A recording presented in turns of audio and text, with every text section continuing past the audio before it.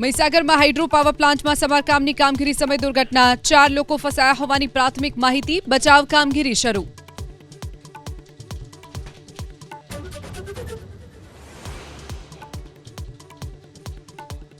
ભરૂચમાં નેત્રંગ તાલુકામાં ધોધમાર વરસાદથી જળબંબાકાર કોલેજ રસ્તા પર ફરી વળ્યા પાણી 200 થી વધુ વિદ્યાર્થીઓને ટ્રેક્ટરની મદદથી રસ્તો કરાવાયો પાર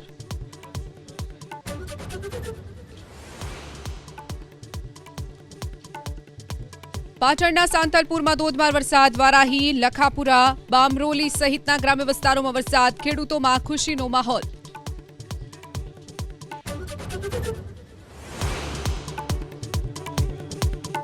આણંદ જિલ્લામાં મેઘરાજાની બેટિંગ ખંભાત શહેર સહિતના ગ્રામ્ય વિસ્તારોમાં ધોધમાર વરસાદ નીચાણવાળા વિસ્તારોમાં ભરાયા પાણી